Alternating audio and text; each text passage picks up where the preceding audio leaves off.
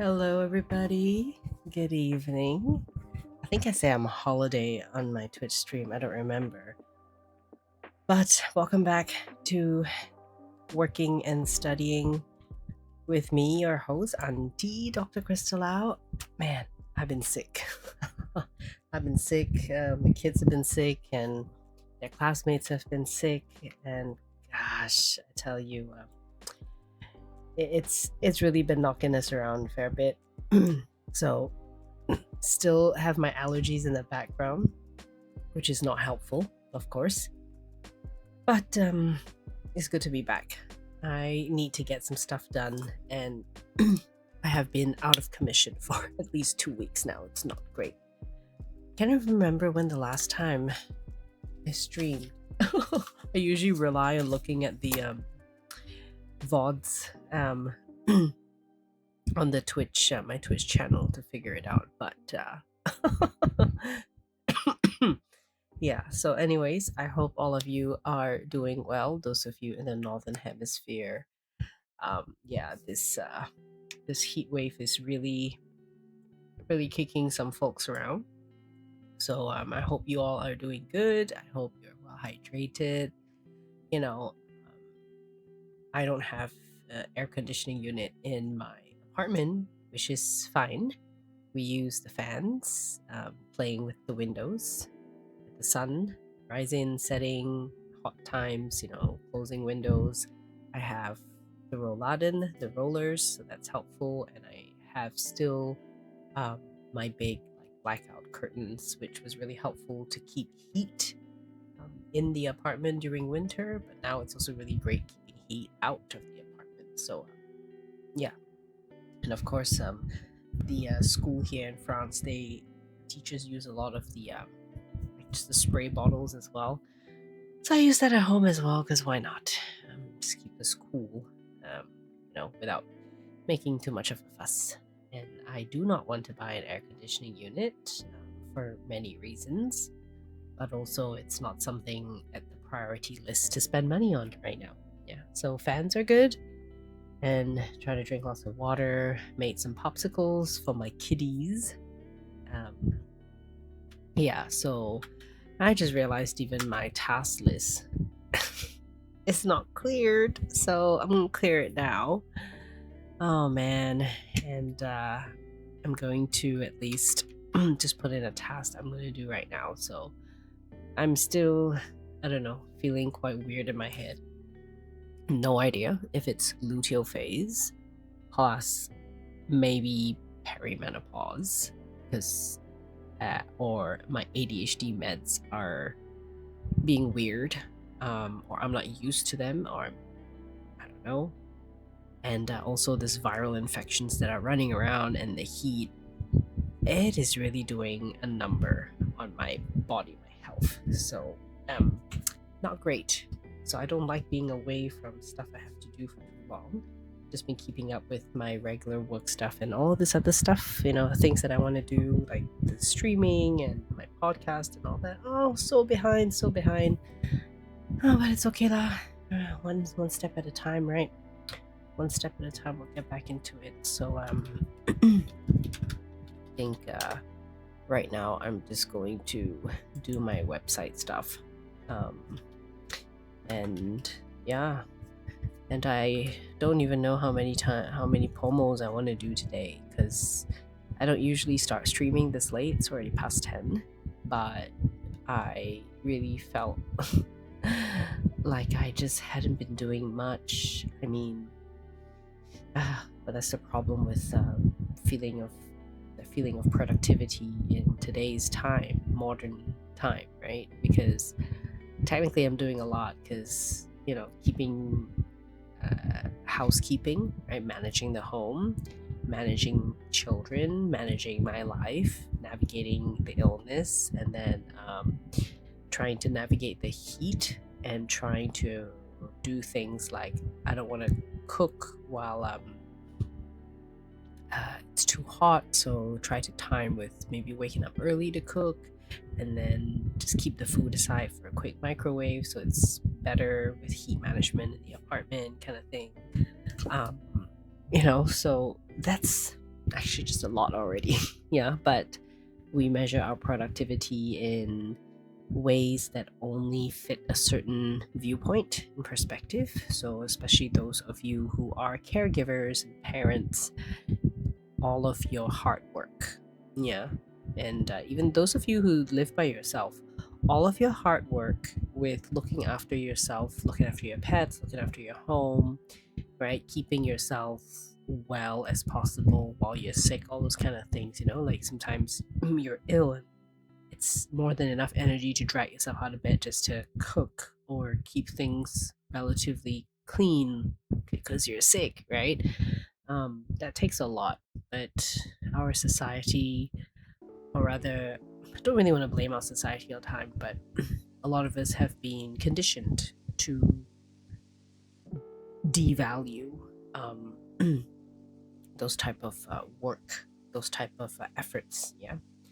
Which unfortunately, oh, what happened to my music? Oh, it's the Verso song. Okay, it's kind of soft. But anyways, so I just hope those of you, if you're recovering from something or you're busy, doing life stuff, home stuff, caregiver stuff, and even if you're living by yourself and say you're struggling with some health stuff, just stuff, life things. I hope you hear this and, you know, give me a chance to give you the auntie approval and the auntie acknowledgement that you're doing more than enough. You're doing great. I should do that for myself as well. Easier said than done. Um, but yeah, so I think I'm gonna take it slow today. Might not be as chatty because I just not feeling it, and that's why in um, my office space, I just decided that I would do this thing in my stream. So I put my menstrual cycle phase because I want to normalize that as well. You know, I don't care you're a boy, girl, man, woman, whatever. You just gotta understand each other and how our bodies tick and how we tick in this world. It's just caring for each other. Okay, so this is part of me normalizing that, and then I think it'd be interesting over time for me myself to look back and see that, oh, um, you could see my energy levels during the stream and whatnot. So anyways, let's get to work. I'll duck in and out in between as well because it's warm and my kids wake up often because of the heat. So I try to keep them cool as possible during the evening. Excuse me. Yeah. So okay lah, y'all enjoy your work or whatever it is, and yeah, I would just energy levels so low. Definitely luteal phase. Okay lah, I'll be back in 50. Okay, I'm just gonna set up the timers and then we will go. Maybe I'll just aim for 2 today. We'll see. Okay. Okay lah, let's go. And I'll see you in 50.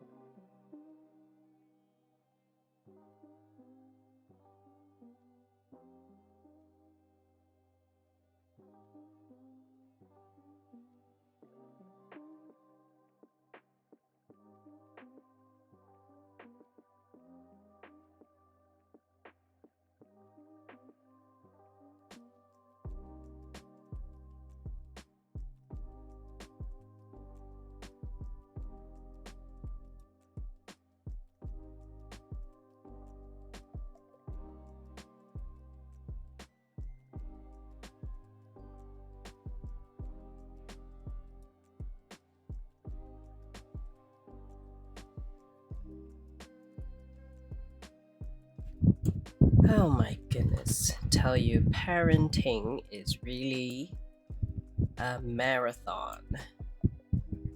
What you cooking for tonight, Vosan? Tell me, because when you sit dinner, then I felt like snacking. It's not your fault. I love snacking. And I stay up late always, so I love to snack. And that's not always good habits, but whatever. I'm in auntie mode, not doctor mode, so it's fine. I am only human. Oh man. Yes, being a parent is really. I'm just keeping an eye out for my kid.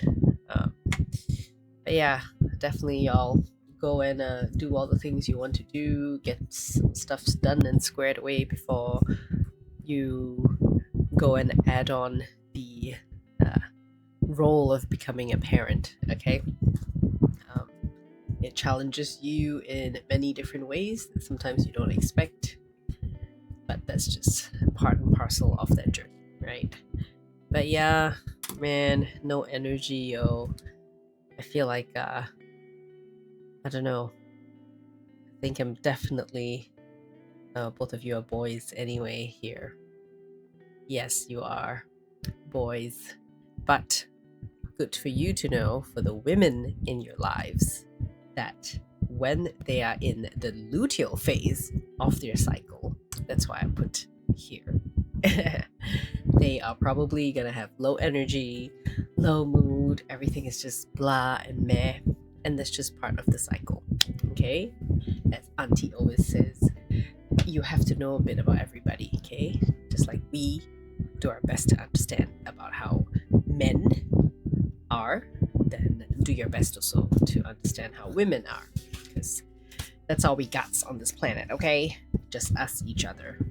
Yeah. I think if you'll hang out with me long enough, you'll know that I don't like any of this, us versus them, boys versus girl, men versus women, and just like, that's just all nonsense. Like, okay, we have better things to do than to play all those type of nonsensical games, which I firmly believe if we weren't playing those games, or our lovely, I don't know, ancestors or people in power, are not busy making us fight against each other, I think we would have cracked space travel by now. Oh, I would have loved to do that.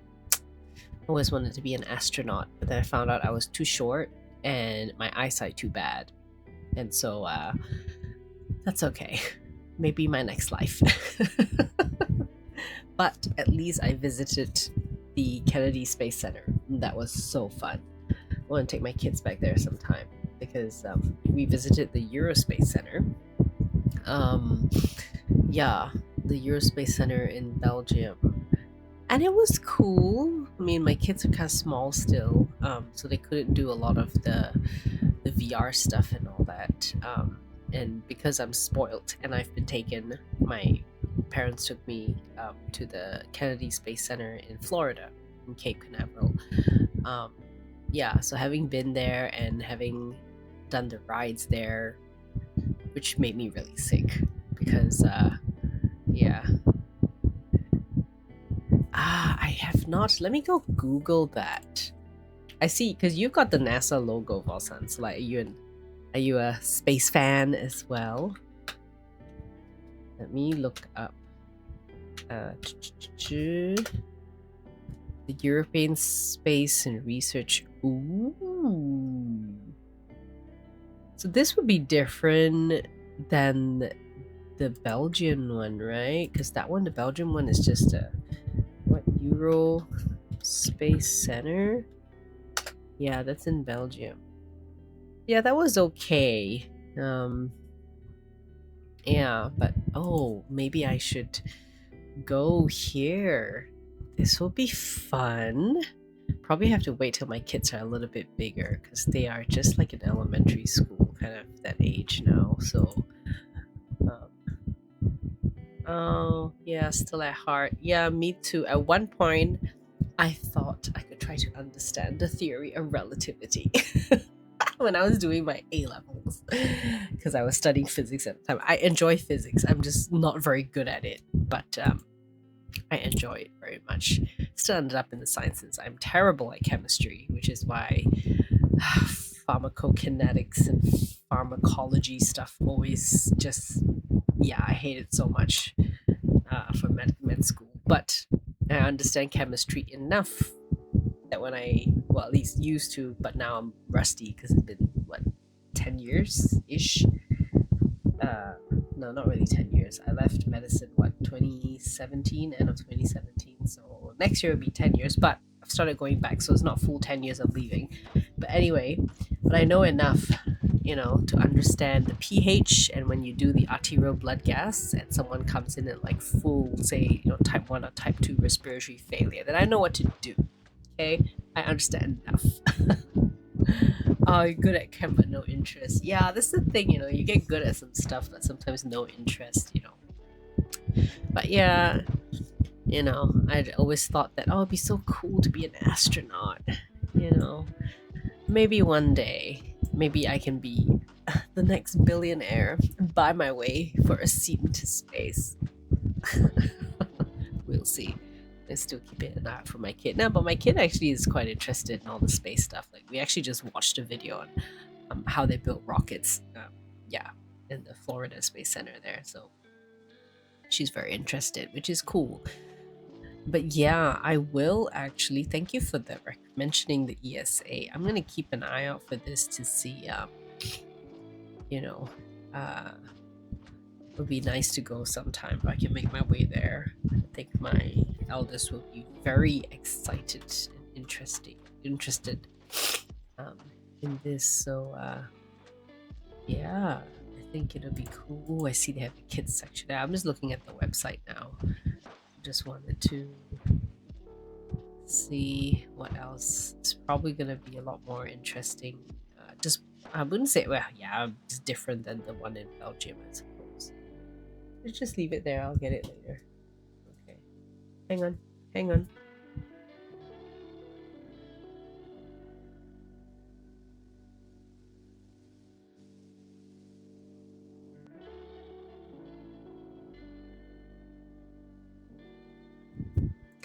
Yes, she needs little cuddles tonight, but it's too hot to give cuddles. But yeah, anywho, maybe one day I'll still realize my dream of visiting space. So for now, I just watch shows and would just visit all these space centers, and I'm still waiting for virtual reality tech to get better so that I will buy something like that and play those games. Yeah. Although I would say one of my greatest fears, for some reason, I think it was when I was doing A levels. So this after finishing school, then you do pre-university and then go to university.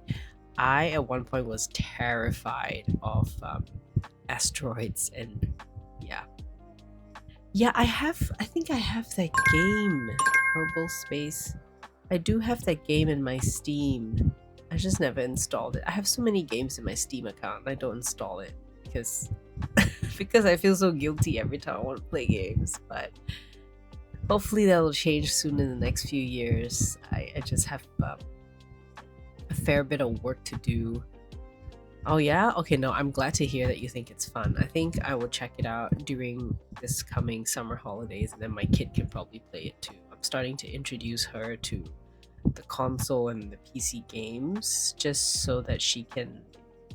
Yeah, I just wanted to get more agile with this stuff, because my thumbs don't work well when I play consoles. I'm more of a PC gamer, so but yeah, I was once very terrified of asteroids because I was like, oh no, we're gonna die, and then I would like constantly stalk whatever news. At the time the internet was expensive to use, so whatever was in the newspapers, but like, oh no, they spotted this asteroid, it's gonna be near Earth, and I was like, oh no, we're gonna die.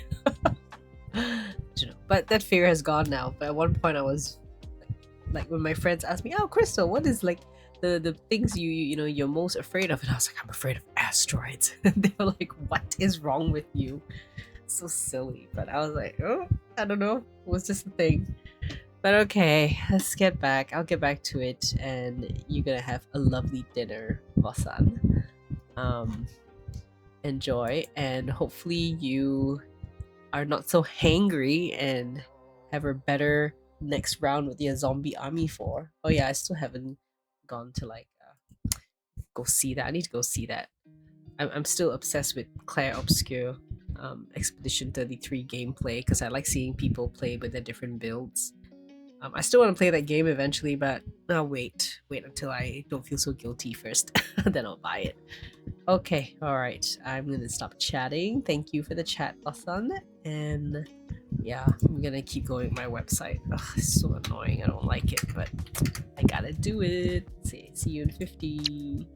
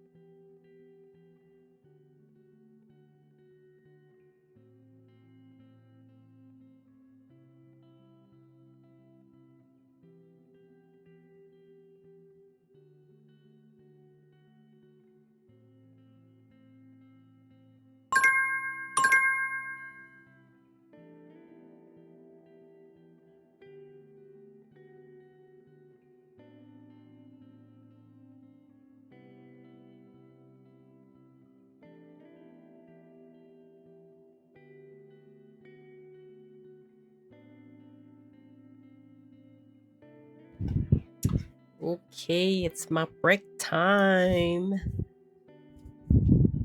Yes. Alamak. Sorry, I had to move my fan away, otherwise it's gonna be a thing. You think of me like a crazy person who is streaming. Excuse me. Oh no, it's fine. No, I probably am a crazy person for streaming. Because what am I doing? I have to study for my master's of sleep medicine, and I have to learn French because I'm living here and for many other reasons. But then I also have to eventually get started on my German. Oh yeah, this is like my third baby. I got two kids. My book is my baby number 3, and it really is. I mean, if this comes up in your interest, writing a book and publishing is a fantastic way to actually set your authority in whatever field you want to write on. But it's also a fantastic, like, so-called business card. When you give people and all that, it's something. There is a doctor I know in Mumbai, Dr. Shubi. I think think she does mostly nutrition stuff right now. She also does a lot of lifestyle medicine, and she published, I think, one or two books, I think. So I think it's a fantastic way to go about it.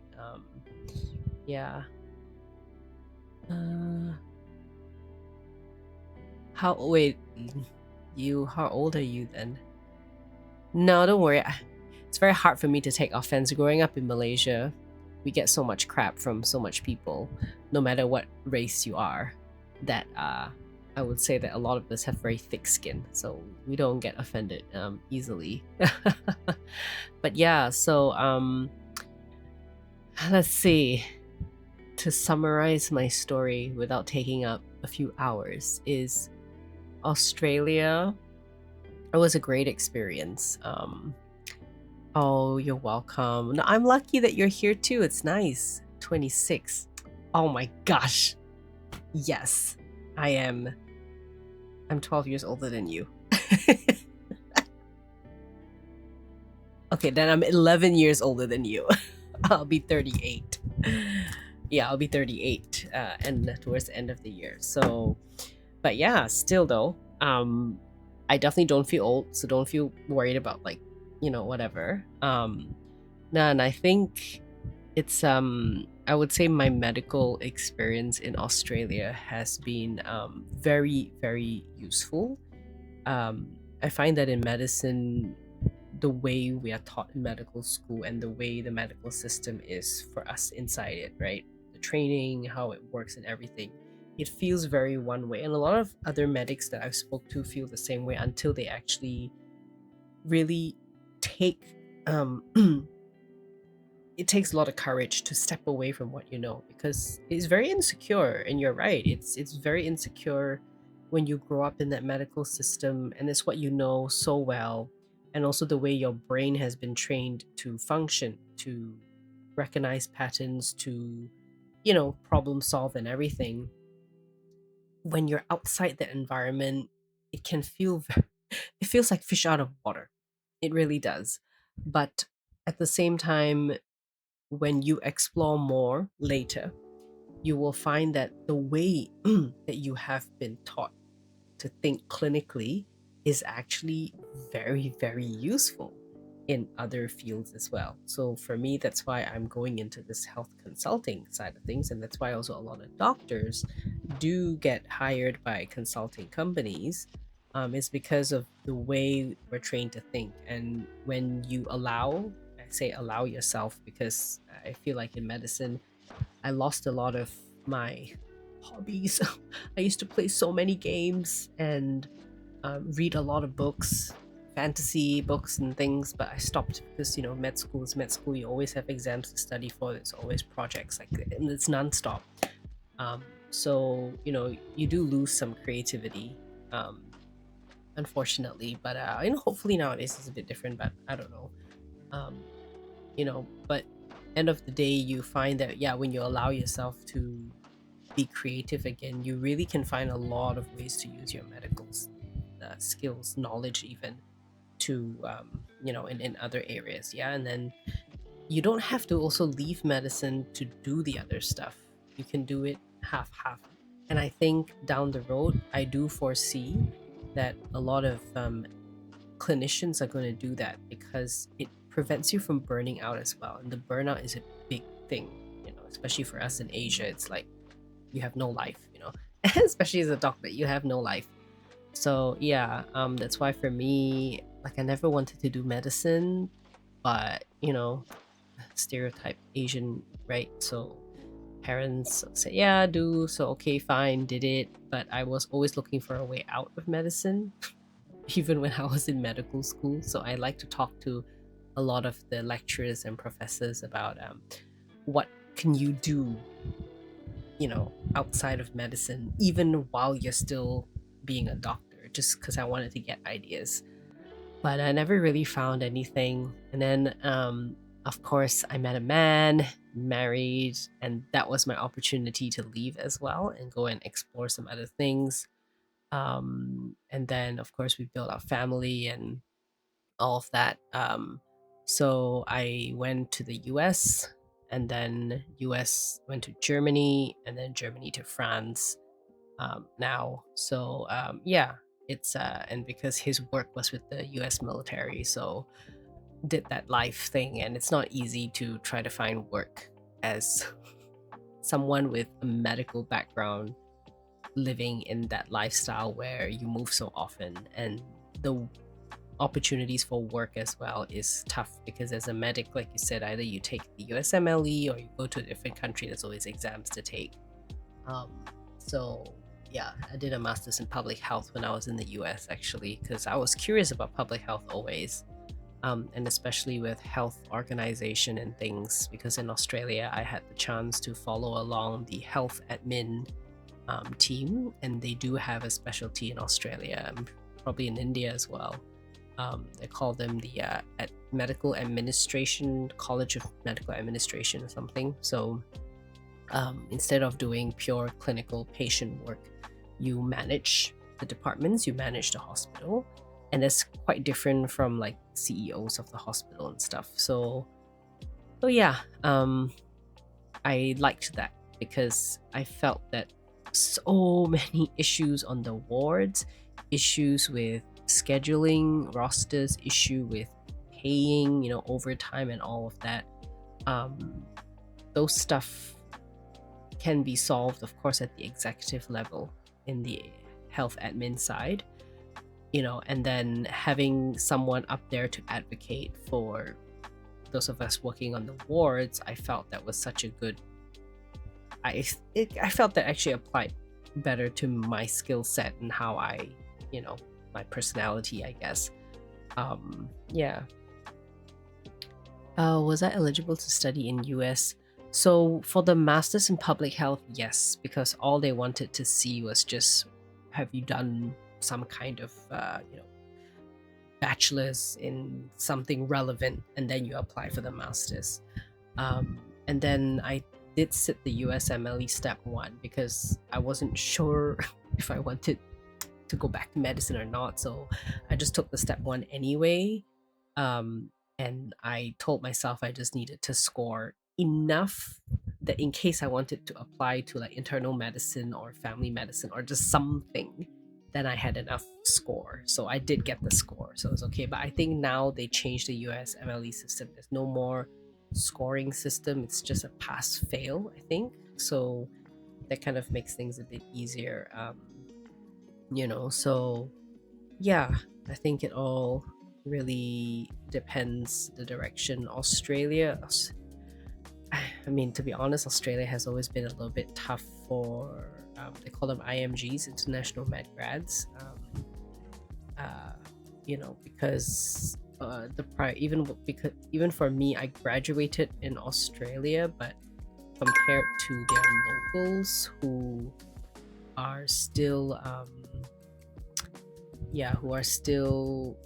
like, they have a ranking in how they prioritize giving the spots to. So even for me as an international who graduated from Australian Medical University, I was still ranked, I don't know, third or fourth. So you can imagine for like international medical graduates who come in, it's like even more than that. So yeah, your seniors kid. What documentary was that? I'm interested. But I mean, US is really a land of opportunity still, despite whatever's going on there now. But in medicine, though, I don't know. It really just depends what you're looking for. Europe is an option. I mean, I feel like when it comes to quality of life and the work-life balance, from what I've heard so far, in terms of working in the public sector, I have to vouch for Australia because I've only ever been in the public hospital sector in Australia, and I mean, I didn't feel particularly burnt out unless I did it to myself. I picked up a lot of shifts, I picked up a lot of weekends and everything because I was so insecure about my clinical skills, so I tried to do as much as I could, and then I burnt out, and then my boss sent me on a holiday. It's like, go away and don't come back for 4 days. um so I think Australia is great that way. But yeah, I think it's just interesting. And I don't know. Lifestyle medicine is coming up, so that could be a thing for you to explore. Um, I know a doctor here from the UK. I think he is from India because he does a lot of work now with like developing the lifestyle medicine scene in India. So that's very interesting because I'm in the lifestyle medicine scene here in Europe as well. And I'm very interested to kind of eventually one day maybe bring some knowledge back to Malaysia, maybe. But Malaysia is developing their own lifestyle medicine scene already now. And it's kind of been a movement everywhere in medicine, anyway, around the world, with US, of course, leading the way for a lot of things. Yeah, so, it's, I've done a fair bit of things just to explore because, yeah, medicine is hard to sustain when that's all you do. And I feel like if you don't really connect with yourself to just remember what it's like to be human, it shows up in your clinical practice because then, and your patients know it. Your patients know it and they can feel it because they're human too. And when, so I don't know. I think if anything, I'm not an A student in medicine and everything, but I definitely did a lot better after finishing med school than I did in medical school. Okay, let's put it that way. The practice of medicine was a lot more enjoyable for me, and I found a lot of things came more naturally to me compared to having to study.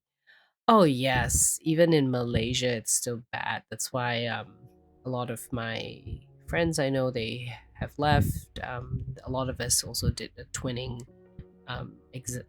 courses, meaning like we do the first half in Malaysia and then we finish off med school somewhere else.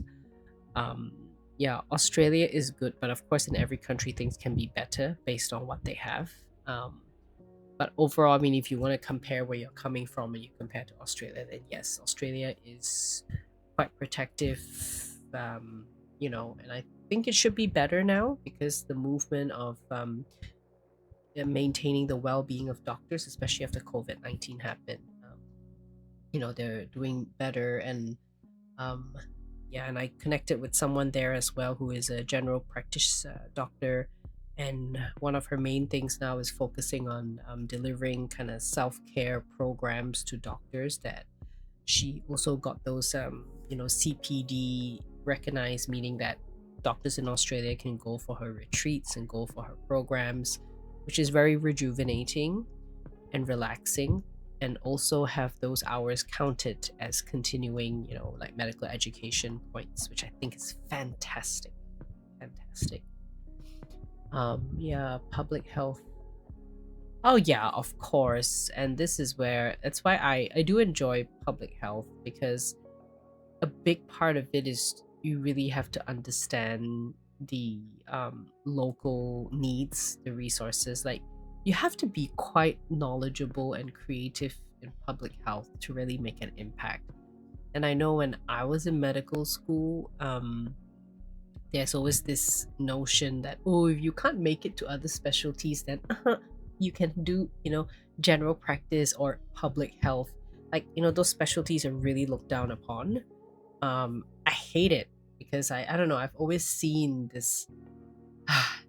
It's really annoying. Yeah, certain specialties that are like held up some kind of, I don't know, and I'm just like, no offense, but you know, if you didn't have your colleagues in primary care or in family medicine or GP to be good at what they do to manage, some things, then you're gonna be getting all sorts of stupid referrals and wasting your time. So be glad that your colleagues in the front line are having to sift through that mess so that you get actual decent referrals. I really don't like this whole like specialist, like, oh hell, I'm so much better. I'm like, yes, you're good at what you do, congratulations, but don't like shit on other specialties just because the culture has been doing that forever.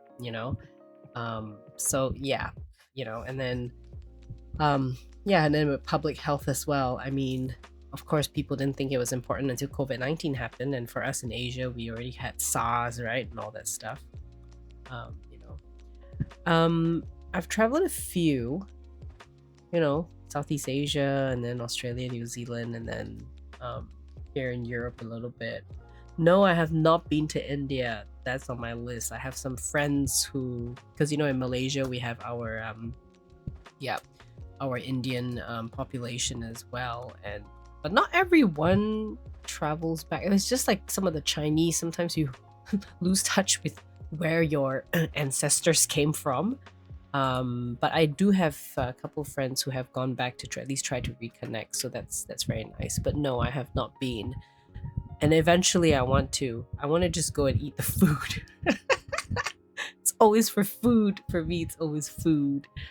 Um, so yeah. But overall, I think with medicine, sometimes if you have the resource, and I have to say, if you have the privilege to go overseas and you can, I mean, why not, right? And I had the privilege. My parents and my mom at least has given me the privilege to be able to go and do those things, and so here I am today. But still, I had to find my own way. I always said that I prefer finding my way into medicine or back into medicine rather than having someone force me to do it, because you know when you enjoy your work, and especially when it comes to something like medicine, you are literally making a life and death decision, or a decision that can affect the quality of life of patients, and you're making this decision with your patients. If you don't like what you're doing, I mean, to me, it's so easy to, I don't know, make not so great decisions for your patients, because you don't like what you're doing. So it's easy to also see the patients as something annoying or someone annoying. So I don't like that. So it's good that I'm, found my way back, and at least doing the sleep stuff and all, it resonates with a lot of my personal experience as well, because I have sleep apnea, no thanks to pregnancy. But yeah, this is something I think because I'm working on some big stuff here in Europe with regards to sleep apnea and snoring and sleep disordered breathing in pregnancy. So I think this could be something very fascinating for the women in our countries as well, because sleep is I'm also told that sleep medicine is something seen as a side thing. It's not really a main thing, which is ironic because sleep kind of runs your whole life. you know but yeah, who knows, if you get interested in sleep medicine or something like that, then I would invite you to come to my mentor's clinic here in Germany, so you could maybe do a little internship, something, have an observation, you know um then maybe then that could inspire you to bring something back to India if you want to stay in India or wherever you are. That could be really cool. Thank you. Yeah, no, I'm doing what I can with what I have. um life is challenging. Personal life has been difficult this past year, but it's a topic for another day. That's why I decided to do streaming. I should have done streaming a long time ago. I've always wanted to give streaming a shot. My ideal job would have definitely been a computer programmer, so you're not far off. I would have loved to do that. And if I was allowed to really explore computer stuff, right, and then YouTube and all, I definitely would have been a gaming streamer, 100%. No doubt about that, because the amount of gaming I used to do, yes, yes, I would be nice. But anyway, that's all right. But I'm doing streaming now because I tried so many ways to show up online for my business and everything, but it's so hard. I hate short form social media. I just don't like it. And then YouTube, I kind of just can't stand video editing and those long videos. So streaming helps. I just show up, I have fun, get to talk to you, meet others. And then I just throw the whole video up there. And then when I have the time later, or when my business has some money, I can hire someone and say, hey, cut out this segment. So you and I talking right now. Um, when I have the time, I would probably just cut out the segment and then put it as a like a, I don't know, medical career advice from Auntie Dr. Crystal Lau, some nonsense like that, and just throw it on YouTube. It's a lot easier for me to do this than to like create videos and stuff, because I just don't have the patience for that. But yeah, look, when you let me tell you something. I don't feel like I'm doing a lot, but then again, I think this is our Asian upbringing. You always feel like you're not enough. Hopefully you don't, then that'll be a win. Generational trauma breaking cycles, right? But I would have to say definitely in medicine, because also, having to go through medical school and all these exams, they're very tough. And I know that I've heard from folks that in India, your exams are they're very tough. So, you have a lot of guts to do all the exams and to do medicine there. It really takes a lot. So, having gone through that, and then you do your clinical practice, right? You really build some kind of resilience that I have to say a lot of stuff that has like happened in terms of challenges in my personal life. I think if I did another job that wasn't as stressful and high pressure as medicine, I don't think I would have been as resilient to handle, especially my past year. Yeah. Oh, you're welcome. Yeah, look, man, your journey, I feel really excited for you, because I feel like if I have heard stories about what could be possible with a medical background, right? Even if you didn't build a full career, or halfway through you're like, F this, sucks, I hate this, blah blah, and you want to go and do something else completely, it's possible. Because and I think the more you hear stories like this, you don't feel so like also that feeling of like, oh no, I didn't finish my training, so oh, I failed, I'm not successful. I mean, other people will tell you failed, but who cares? They're not living your life, okay?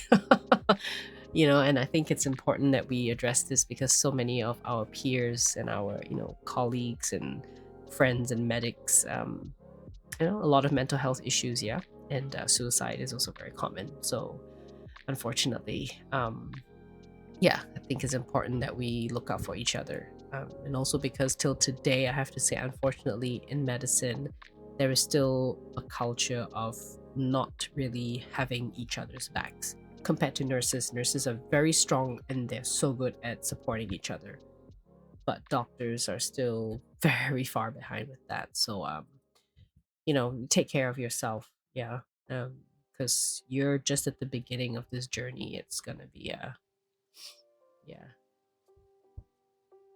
Huh? 22 give. Oh my goodness. Yeah. It's but that's the thing. Seriously, well, if you want to chat down the road, yeah. Yeah.